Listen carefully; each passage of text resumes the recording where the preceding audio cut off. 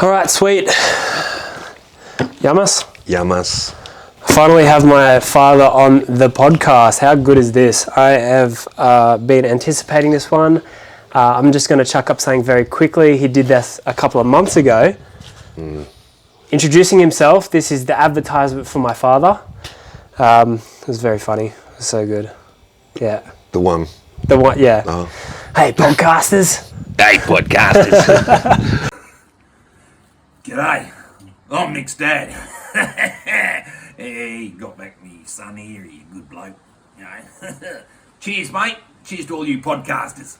But I was dressed a little bit differently, though. He was dressed a little bit differently. He loves to cross-dress and all that. It's fun. It's great. Bloody great. It's good for you.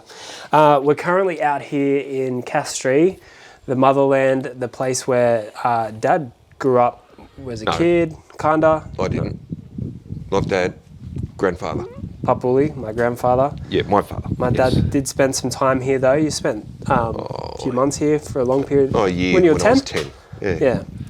And it's been good to kind of be out here and experience that and just see where my grandfather was born and where he was raised and the family kind of area, pretty much. It was great. It was good. You been having fun? Oh, great fun. Yeah. How can you not have fun with a son like this? Ooh. Oh, sunburn. Sunburn. No, it's... So this is the last day today, all right, and we're going to head to Athens tomorrow and then just hang out. It's going to be good. We're actually, it's going to be turning up to number 10. It's very quiet and chill here out in Castries, and it's just a bit like... It's where you come to die. Yeah, you do. Yeah, you when you're very old. You wake up, you eat, you have a coffee. You have a Greek breakfast, coffee, and 5 cigarettes. And that's your breakfast for Greeks. Yeah, and you have a nap in the afternoon, then you eat, and you don't go to bed till 11 o'clock at night because the sun doesn't go down till 9:30. Yeah, it's crazy. But anyway, this whole podcast is all focused around Dad and I's relationship, but also just getting some value to you guys around fathers and sons, especially being a little bit related here with my dad, seeing his dad, which you haven't seen for a very long time, right? No. It's been a hot minute. 13 years. 13 years. And it's interesting to see the dynamic between my dad here, and our relationship, and seeing Dad and his dad's relationship, and being a little bit older, as I've experienced them when I was younger. Being a little bit older, it's interesting to see how they interact and how Papuli is actually, as an adult. I get to, as I've already learned about people through, barbering, but also I get to then see how people are interacting with each other as adults, which is interesting. It's really cool. Yep. And it's giving me a different perspective on, like, you as well, which is really cool. So Dad doesn't know any of this. Like, I'm going to ask him a couple of questions. I'm going to interview him. Do you want the truth? I want truth. Wholeheartedly the truth. And just dig deep a little bit, because I think, like, for me, it's going to add value to me, but it's also going to add value to you guys, because I'm a father, and he's a father, of course, and then his father's a father, and it's just like those different generations, perspectives, and how things were brought up and all that kind of stuff. So I reckon let's just jump straight into it. I don't want to have this lingering for so long, but all right. First question. Shoot. All right. This is what was your first thoughts on becoming a father? Like, I'm the first child of yours. What was your first thought when I was born, or when you knew that you were going to have me, if you can remember? Well, first thought was fuck. Basically, I'm going to be a dad. Yeah. And then when the day you were born in the hospital, and they put me in your arms, I just stared at you and thought, again, fuck. I'm a father. This is my son. Shit, what do I do with him? Type of thing, Geez, it's something there's no books out there. I know a lot of mothers, they go buy all these books and stuff like how to treat a baby or how to have a baby, all that rubbish and that. There are no books. You know, there's it's just natural instinct. That's what I found. I found it just comes naturally. You're caring for your child. You'll sacrifice yourself for your child, you'll find. I remember I said to my boss the first day I went back to work after you were born, and he said, "Oh, how did it all go?" I said, "Great." And I said to him, I said, "It feels like I can die now." And he said, "What?" I said, "Oh, he's my next generation." Yeah. I didn't want to die, but No. I was like, I felt like, well, I've given something to this earth, and I've had someone that's part of me will carry on being me, and part of me. So that was first things of becoming a dad. Becoming a dad, becoming a parent. It's it is scary, but you get through it because if you care and you love, it's a magic thing. It's a funny thing, especially because I'm still so early into my parenthood and fatherhood with a daughter. Yeah. That was the exact same thing when Elliot was born. It was an instinct. It was like a switch. Yeah. Right? It's a switch. It's a switch, Yeah. and like, I mean, I guess everyone is so different. I've got friends that didn't even really enjoy having a child until they were about 4 or 5, and it happens. That's right. It does happen. It really happens, but I think, us being so connected, I think like you've always wanted a family. So definitely, and that's the same for me. I always wanted a family. Yeah. So I think you leaning in towards and having that switch turn on, so like an instinct. Yeah. I think that's so related to you just wanting that, I guess. And I think like it's so relatable with Elliot as well. Like that switch hit, and I remember those early days. With Elliot, Hannah was just so like just gone. Yeah. So like, and that's okay, and that's what's so good about it. But that's why you need a couple. Yeah. you need a couple. You need a team. Yeah. For when they're first born. You definitely do. Yeah. You definitely do. But it's interesting. It's good. It's good. All right. Next question. Before having me, or when you did have me, did you have any expectations on how you were going to raise me? Not really. I've never had expectations from you, or it's not how my expectations were you to grow as an individual, to grow, to be yourself, to be, I didn't expect you. Oh, you're going to just be like me. You're going to be, I want you to be the best at school. I want you to be best at sports. I want you to do all these things. I wanted you to have opportunities. And if you wanted to play sport, I asked you, do you want to do the sport? Yep, okay, let's go have a go. You didn't like it? Fine, Yeah. Anything we did. Biggest thing was travelling with you so young, by ourselves. We came here when you were only 2. I wanted you to meet your grandfather, and so just you and I came. And I loved it, all the different places we went to, and that's what I'm re-sharing again with you now, I remember this and that, and giving you a little history that was passed down to me by my father about the place, and I'm passing to you, and hopefully then one day you'll pass to Elliot.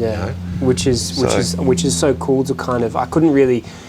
I said to you this the other day when we went and saw where Papuli was born and lived and stuff like that.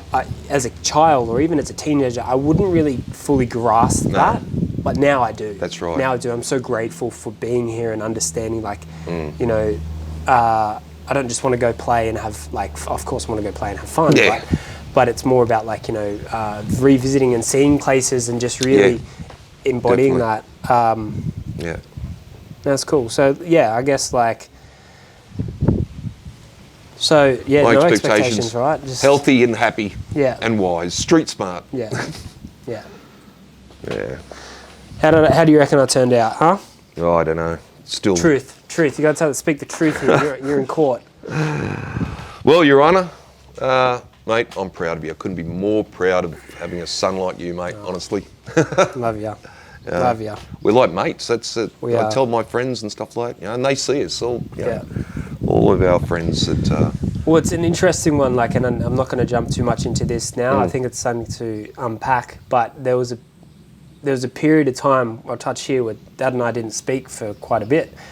But I think through that time, it was a period in his life that he was growing. You forget, as I said, being an older person, you understand that my dad's also growing as a person.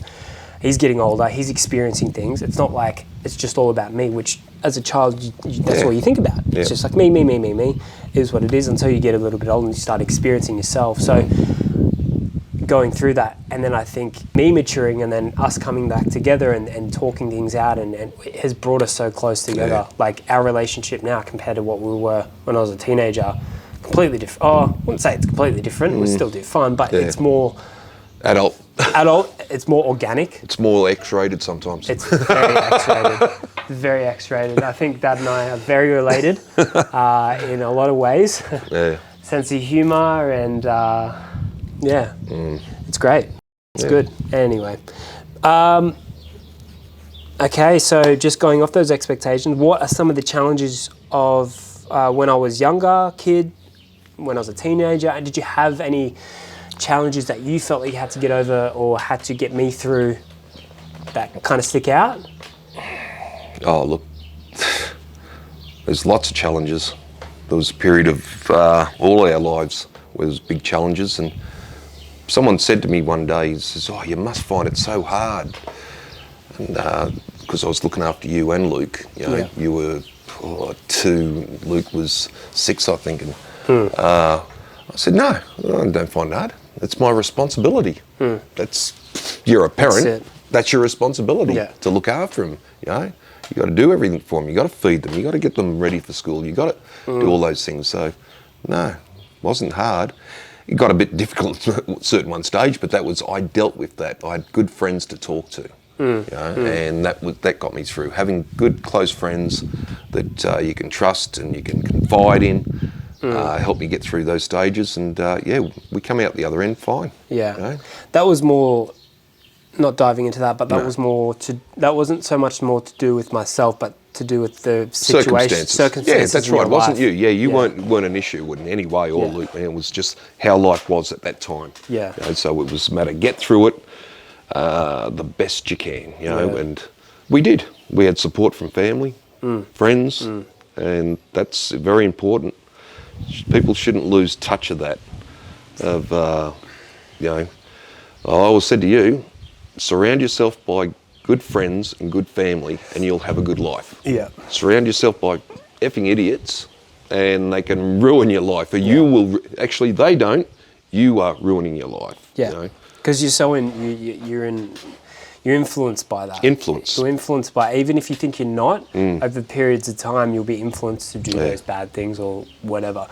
I will pinpoint one thing that I think that was a struggle that comes out to me. I think in your teenage years, which we all go through as parents, and I'm going to have that with Elliot, because I talk to some friends and they're like, even now, people haven't mended their relationship with their parents after their teenage years, but I remember we spoke one time, you're at Wombrel, I was probably 17 or 18, maybe in the teenage years. And it was like, through those years, it was hard, I think, to relate to each other. Oh, definitely. And communicate. Whereas now we can communicate, we can talk about anything.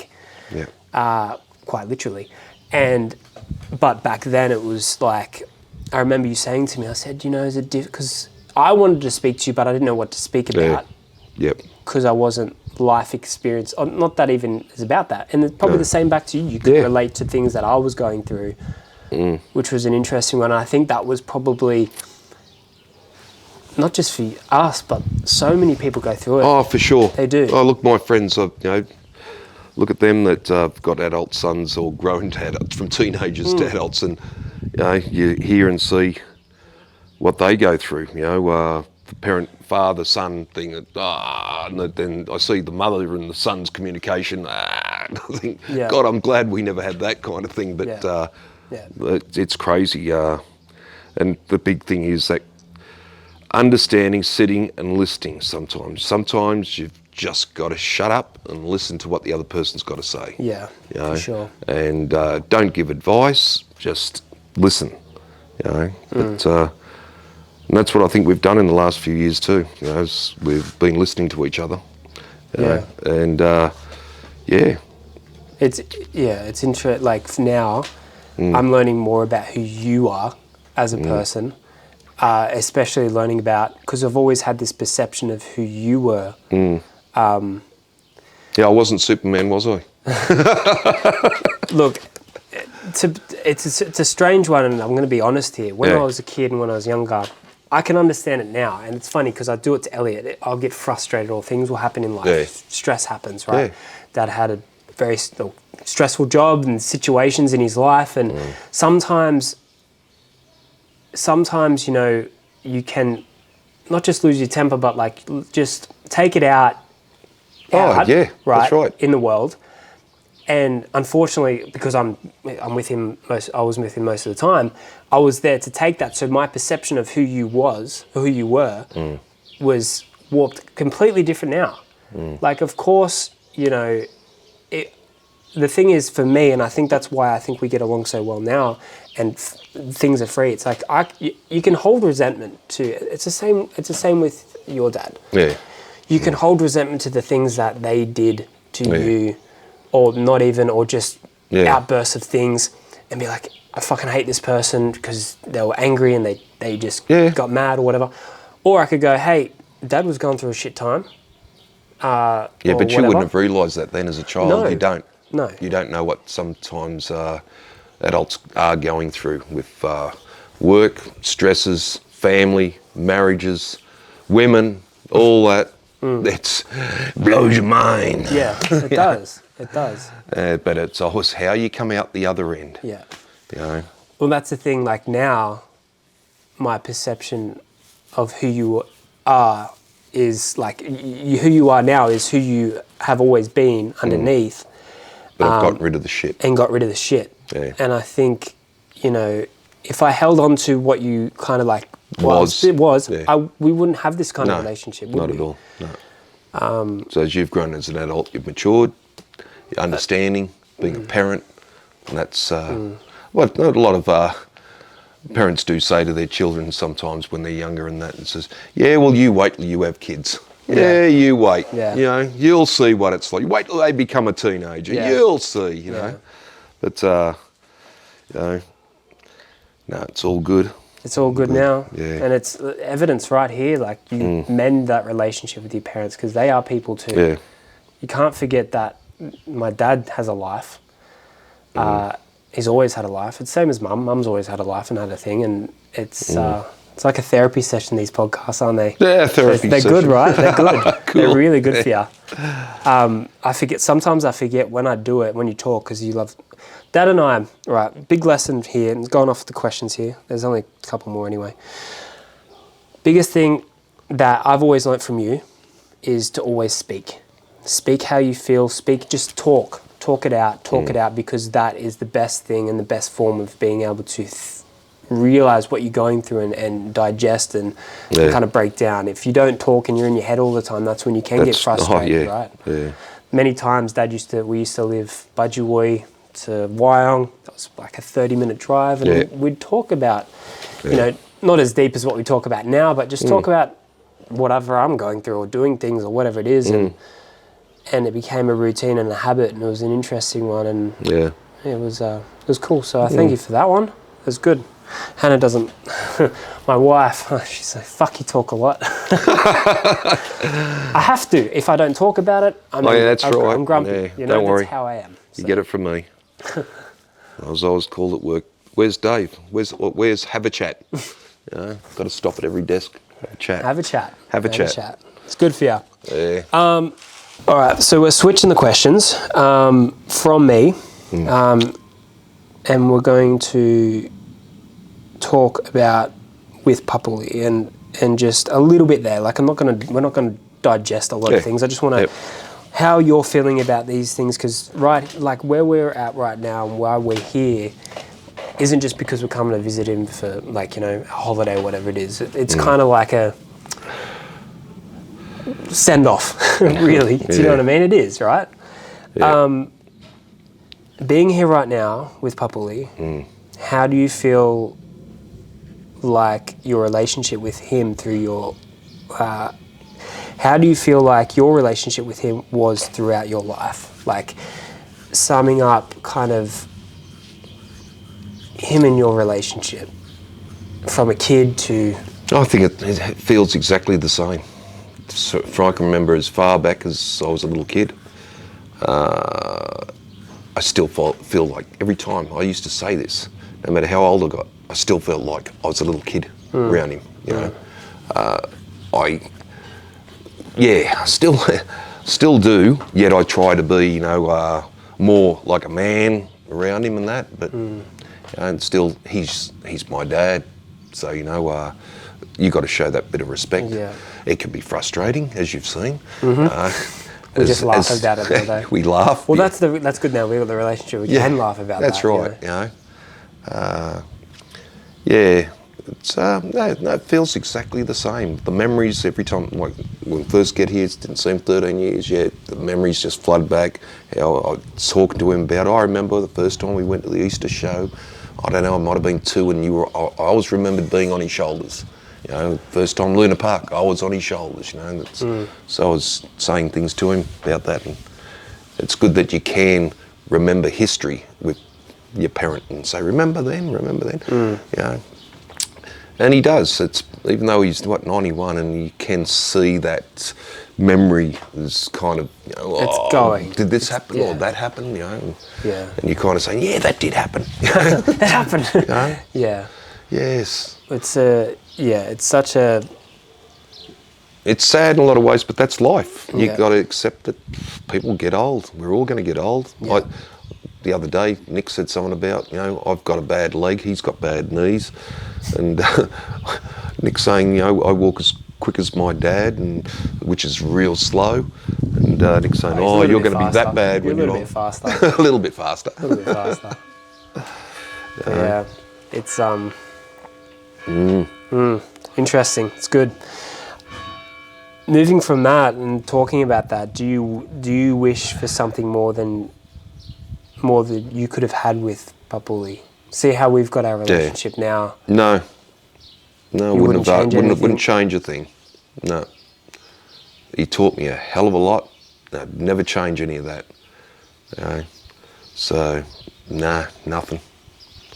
No. You can't change things. I wouldn't want to change things. It's like, it is what it relationships I've had, like, relationship with your mother, I'd never change that. Wouldn't have had you, So that's not cliche. Yeah. But, the last relationship, God, I wish I didn't have that, but that's the only one out of the 20,000 I had. For sure. 3 marriages. And now I've got 3 wives. Yeah. Oh, that's another story. We should do an OnlyFans or like an X-rated subscription, and we'll just go through Dad's history of his life of the naughtiness. No, there was nothing. I was a good boy. Yeah, I'm sure. Yeah, I'm learning a lot more about him now these days, and fuck. Yeah. I thought around the boys, I thought I was a bit naughty. Anyway, it's good times. Yeah. Look, I think that's good. I think we're wrapping up with this. Like, what's some advice for any fathers out there struggling to connect with their children or connect with parents or whatever? Be patient. Be patient. Be patient and listen. They're not your little 2-year-old or 5-year-old you're telling off for doing something wrong or anything like that. They're adults. Be patient with them. Try and reconnect with them in a way that if they're over 18, say come down to the pub for a beer. That's all I can say is, and be patient. They're growing. They're growing into young men. My brother sent me a birthday card when I turned 25, and he said, "Watch the years roll on by now," and he was absolutely right. Quick. Life does get away from you, but don't. That's all I can say. Yeah, be patient and reconnect, and be there for them. Always be there, because you're going to need them one day when they've got to push you around in a wheelchair. Oh, can't wait. And when you can't wash yourself anymore and wipe your bum. He's already given me permission to put him into a home. So. No, I said we'd take me out in a rowboat to the Mediterranean, yeah. Put some concrete shoes on me and throw me overside and feed me to the fishes. That's it. That's it. I wouldn't put that burden on anyone. Dad, I love you. Mate, I love you too, man. Hey, come on. Bring it in. Come on. I love you too, mate. Thanks for listening, guys. This is a special one. This is great. This is good. I'm so happy to actually do this. For a minute there, I thought I wasn't going to do it. I thought I was just enjoying the time here. But Yeah, this was good. It was good. It's a good time. Look at this, mate. Beautiful, right? Up in the mountains. I don't know if you guys can see that right at the back there, big Mm. mountains and stuff. But yes, if you guys haven't checked it out already, I've done a vlog video of this whole journey, which is great, showing where we're at, what we're doing. And make sure you subscribe, like, comment, all that kind of stuff. And hit the notification bell. I heard that at some thing. It's good. It's good.